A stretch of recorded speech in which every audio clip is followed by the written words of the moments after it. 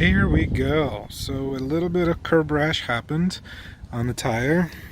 This was the biggest trouble spot right there. But that, happens to everybody. So what's gonna happen is I'm gonna take off my Plasti Dip black that I already did here and do some repair with this, and then do a fresh new coat of Plasti Dip. And this is my favorite part because you get to peel it right off. It's one of those things that later you'll see that you got to make sure you put enough of Plasti Dip layers and coats so that it'll come off much easier. Because if you don't actually do enough Plasti Dip layers, you will actually not get this easy peel off, and naturally it's not going to look as good because it will be much too thin and it's not going to have the same durability as a thicker layer or multiple coats usually get for the Plasti Dip. So you see, as you can see, it's coming off pretty easy. I'm not even trying that hard. First time I ever did Plasti Dip, I didn't do enough coats, so I was stuck actually for like 2 hours with a pressure washer taking it off, which it came off at the end, but it's a matter of the ease that you can do it with if you do it properly. And this is just the first step in getting this curb rash and wheels repainted, and I'll take you step by step of how I did it.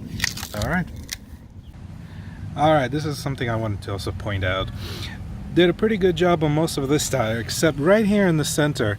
I think I didn't do just enough coats on this, so there was a spot right here that started to bubble up, and then last time I went through an automatic car wash, it intensified it, and now this whole thing started to really peel off.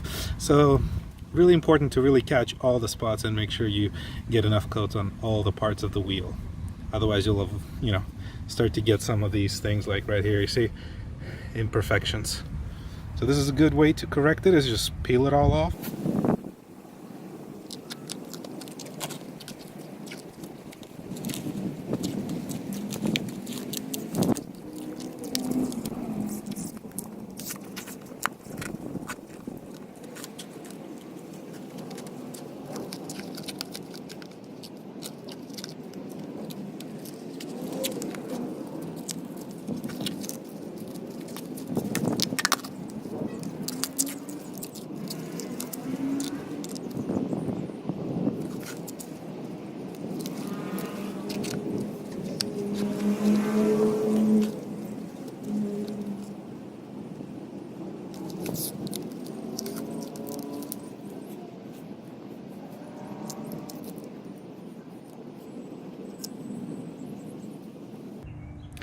As you can see, taking off Plasti Dip is really straightforward job, especially when you do enough coats. Now, little stuff like here on the edges, and then inside the lug nut holes and around the valve for the air, I usually like to just take a pressure washer and get into those little tight little crevices. A whole lot easier than jamming my finger in there and trying to pull it out. But that's the little stuff I'm going to do with the pressure washer. All right.